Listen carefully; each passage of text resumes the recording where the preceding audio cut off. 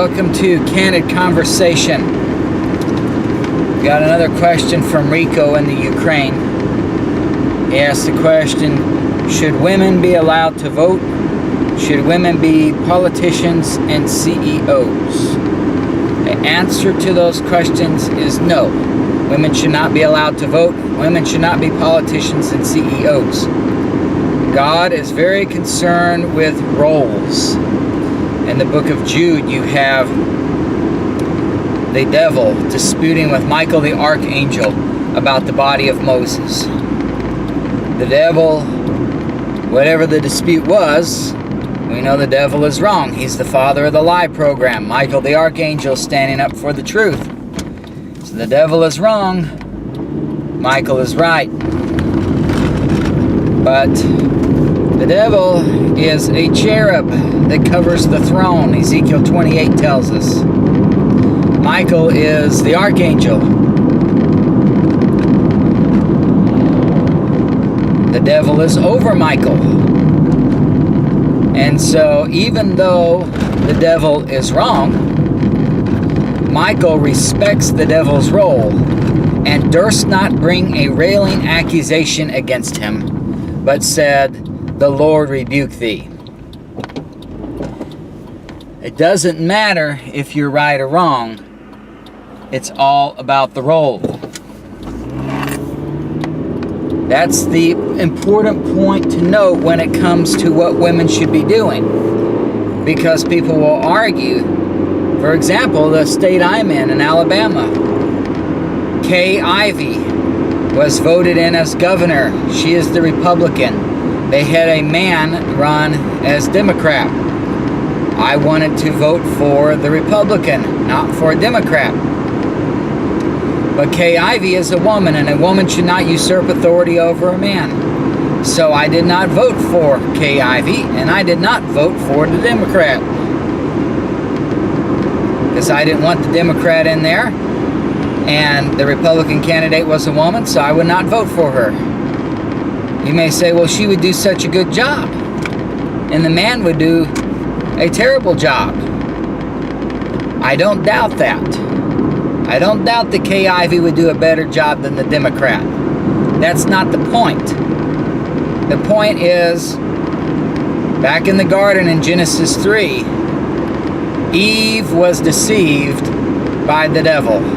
Adam was not. 1 Timothy 2 brings this up. Paul says, I do not allow a woman to usurp authority over a man. For Eve, being deceived, was in the transgression, not Adam. 1 Corinthians 11 says that the head of every woman is the man. God set up the man in the master role and the woman in the servant role. Those are the roles you're supposed to be in. It doesn't mean the man is better than the woman. It just means the man has a different role. Being the master is a difficult role to be in. You probably know that if you work in an office or you work at a job where you've got, of course in jobs you've got different roles that people have. A lot of people want to be the boss because they make more money and they can feel important, order people around. But at the same time, the boss is supposed to take responsibility for things. And so there's a lot of pressure, a lot of stress being a boss. That was the case with Adam and Eve. Eve was the one who said, let's eat of the tree of the knowledge of good and evil. She gave it to Adam, and they both ate. But when you look at what God says that Adam sinned. He never says Eve sinned. Because God gave the responsibility of what you're supposed to do to Adam. The servant role was given to Eve. There's a passage in one of the books of the law that talks about if a woman makes an oath before the Lord and her husband hear it, her husband can disallow that oath, overturn it. If a husband makes an oath before the Lord, the wife hears it, she cannot overturn it. They've got different roles. God made it that way. Men are concerned with end results. Women are concerned with the process. And that's the source of conflict between husbands and wives. A woman will do sin just to make somebody else feel better. It's called little white lies. A woman will say, well, I'm going to lie to so-and-so about this because if I don't lie, the truth will hurt their feelings. So we'll cover it up. And that's why you look in churches today. Paul says in 1 Timothy 3:15 that the church is the pillar and ground of the truth. But yet you don't have truth in churches for the most part. Why? Because women rule it. They're concerned with how people feel rather than the end result. That's why you have breastfeeding rooms, coffee, donuts, childcare. You have little nice things that the church does for you. You have music that's pleasing to the ears. You have sermons that are turn the truth from the truth and turn to fables. The truth is hard for man's pride to deal with. But women are more concerned, but the men are more concerned with truth because they're concerned with the end result. Whereas women are more concerned with the process. They want you to feel good. It's better for, in a woman's mind, it's better for for you to lie to somebody and for them to feel good than it is for you to tell the truth to them and they feel bad about it. Now, of course, I'm speaking in generalities. You may say, well, that's not true in my situation. I understand people are different. And in the church of the body of Christ, there is no male or female. And so if you allow Christ to live in you, you don't have those problems. I mean, if you allow Christ to live in you, it will overcome your sin nature, whether you're a man or a woman, and overcome those problems. So I understand that when I'm talking to believers, there be some women who say, well, I'm not that way, or I understand that. It's just, I'm talking in generality according to the sin nature. This is how things are. And so because of that, God says, because men are concerned with the end result and don't mind offending people, hurting people's feelings, then look at society today. You can't say anything. You offend people. Whatever you say, whatever you do, people are offended. You can't say that. 30 years ago, no problem. You could say whatever you wanted. Offended people, so what? It's because men ruled the society back then. Now women rule the society. Now you may say, but like I said in the example with Kay Ivey, you may say, well, she would do a better job as a governor than that man, that Democrat man. I don't doubt that. But that's not the point. You're not to look at a woman and say, you're not to look at, when it comes to politicians, CEO, anything that would usurp authority over a man and say, this woman is a better fit for this, therefore she should be in that. That's what evil society does. Evil society says equal opportunity employer. That's not what God is all about. God says, I've set roles. The woman is to be the servant of the man. Therefore, the woman should not be the CEO. And you may say, well, that man that's the CEO right now is doing a terrible job.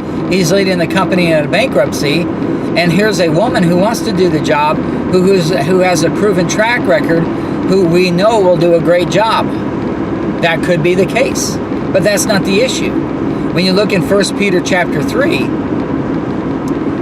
Peter gives a case of a woman who is a believer. The wife is the believer, and the husband is an unbeliever.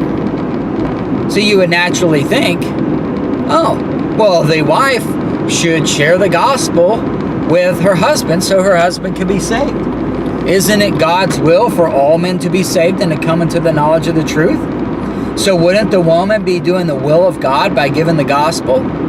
But when you look in 1 Peter 3,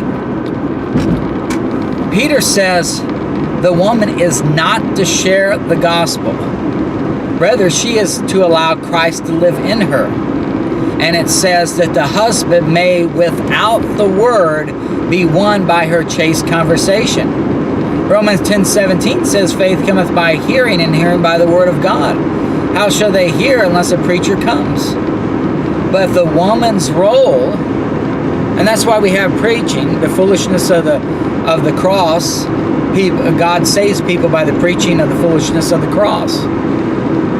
But yet the woman, even though she knows the truth and she's going to heaven, and the husband does not know the truth and he's going to hell, the woman should not preach the gospel to him, because that's not her role. She would be usurping authority over the man. The problem we have is we look at things and say, well, the woman knows better, so let's put the woman in there. And that's not the issue. God says the woman is to be the servant role. It doesn't matter if she knows better. When the devil went against Michael the archangel knew better. But Michael respected the devil's role and says, the Lord rebuke thee. I am not bringing a railing accusation against you. The Lord rebuke you. And 1 Peter 3, when the believing wife is with the unbelieving husband, she is not to share the gospel. She is just to allow Christ to live in her. And then the man, by observation, must figure this out and seek out the gospel from a man and believe. The problem is in Genesis 3, when Eve usurped authority over Adam by telling him, eat this fruit, here's some fruit, I want you to eat it. God said the curse of the woman is going to be, your desire shall be to rule over your husband, but your desire shall go to your husband. He shall rule over thee. Women in their flesh desire to rule over men. And it is a great show of godliness for a saved woman, in spite of the fact that she knows better than the man. She's got that sound doctrine built up in the inner man. She makes the right decisions. It's a great show of godliness that she does not make that decision and allow her husband to make a wrong decision and bring the family as a whole into a bad situation when it could have been avoided by the woman speaking up. Because if she speaks up, she's going against her God-given role. And so she's showing her godliness by keeping silent and learning from her husband. It doesn't matter whether or not the husband does a good job, just like it didn't matter whether or not that the devil was wrong about Moses' body. That did not matter. What mattered was that he had a higher authority than Michael the archangel, and so Michael the archangel would not rebuke him. So it's the same thing with the woman. It doesn't matter that the wife knows better than the husband. Now you may say, well, that's only applying to husbands and wives, so why can't a woman be in the society? It's the same thing there. A woman is not allowed to usurp authority over the man. That's why in 1 Timothy 2, Paul says a woman cannot, in Corinthians, Paul says a woman is not allowed to teach in a church. She is to keep silence.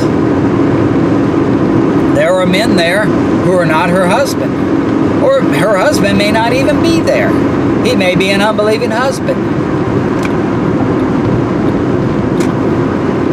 And so that husband-wife role isn't there in the church. And yet she's still not to usurp authority over the man. She's still not to teach other men. It's sort of like, to give you an illustration, having a baby, for example. A man may say, I want to have the baby. Maybe he's married to a woman who is on opioids, drinks, smokes, or maybe none of that.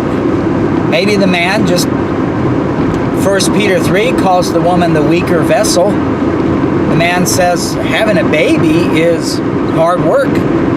It's one of the most painful experience, probably the most painful experience a woman would ever go through. And I love my wife. I don't want her to go through that experience. And the husband says, I am in good physical shape. Even if I'm not, I'm still the stronger vessel. And I would do a better job of delivering the baby than the woman would. It makes sense. If you're the stronger vessel, why don't you do the harder task? When I'm at home, if we've got to do some things around the house, I'm the one who lifts the heavier object because I have more strength. I don't make my wife lift the heavier object and I lift the lighter object because she's the weaker vessel. So why would I make my wife have the baby?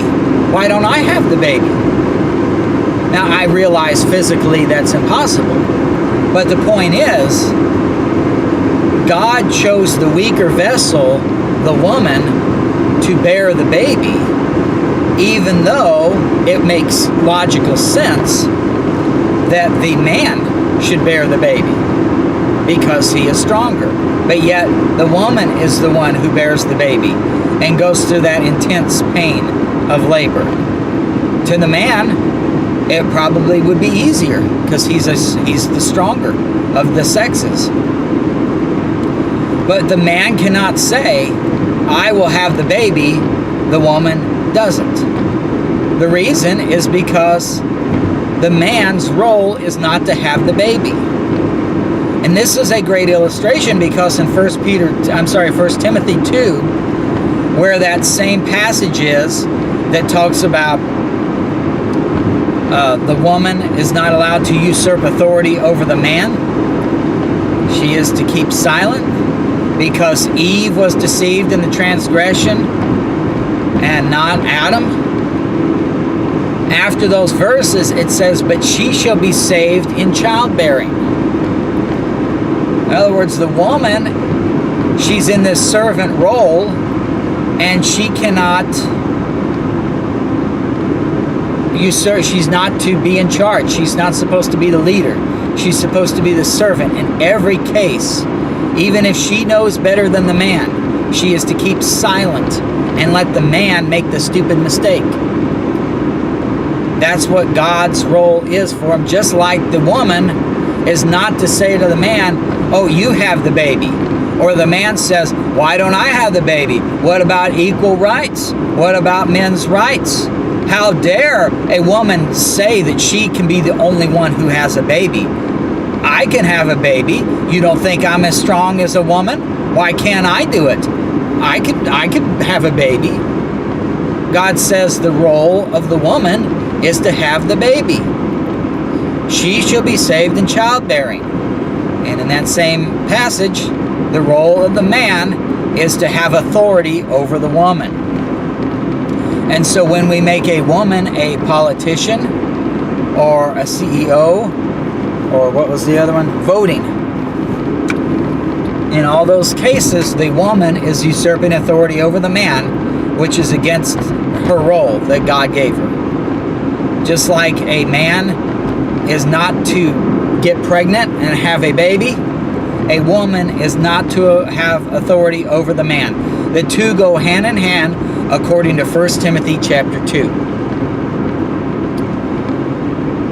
Again, it's not an issue of, well, the woman knows better than the man. I don't doubt there are cases like that. That's not the issue. You want a case in point on that? You've got it in the book of Judges. There was a judge. You had these these deliverers, and they were men. But then there came a judge or deliverer, Deborah. It was a woman deliverer.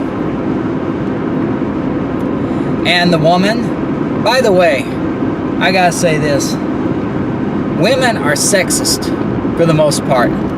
Because when it comes to studying a passage in the Bible, if you want to study somebody in the Bible, they always want to study Esther or Ruth or Mary.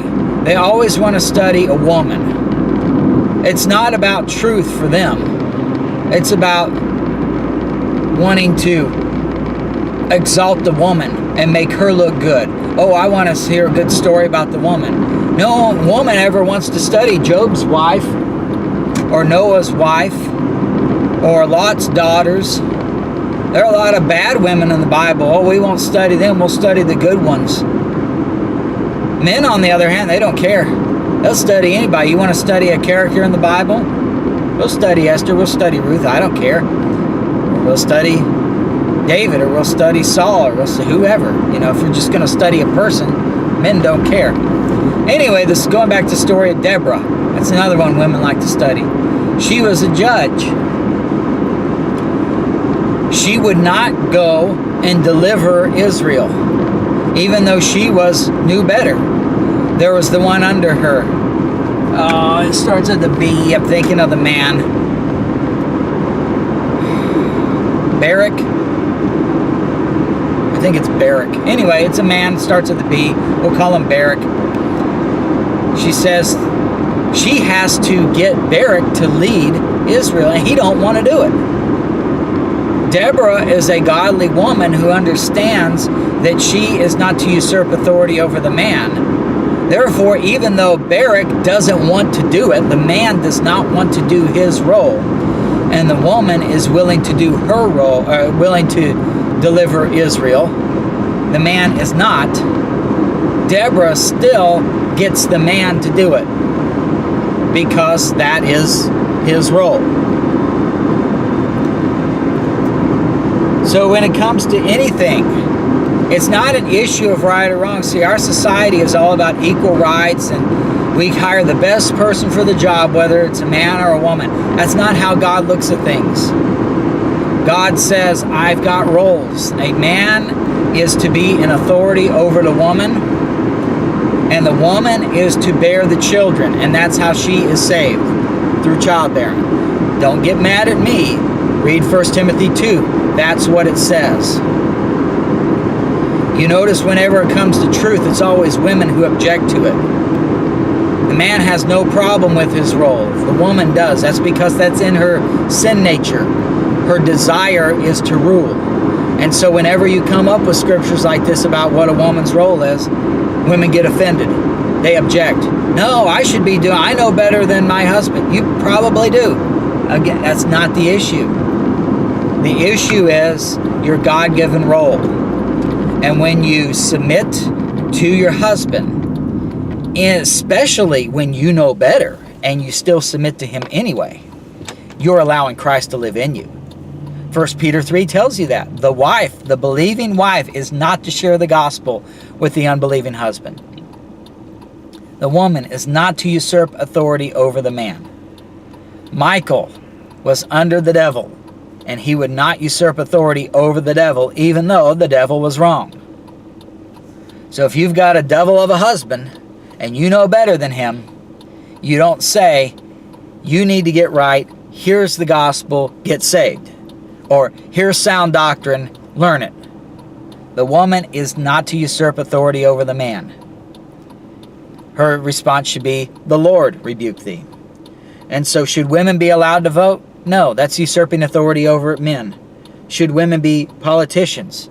No. CEOs? No, it's all usurping authority over man. And look, you could just look at society. Look at it 100 years ago and how much better and orderly the society was 100 years ago as compared to today.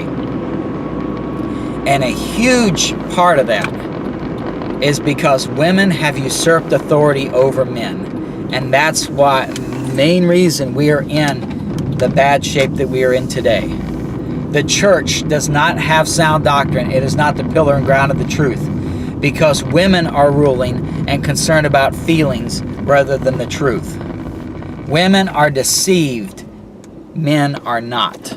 Now, the men can be deceived too, but women have it in their nature to be deceived more than men because women are concerned with the process rather than the end result. Thanks for watching.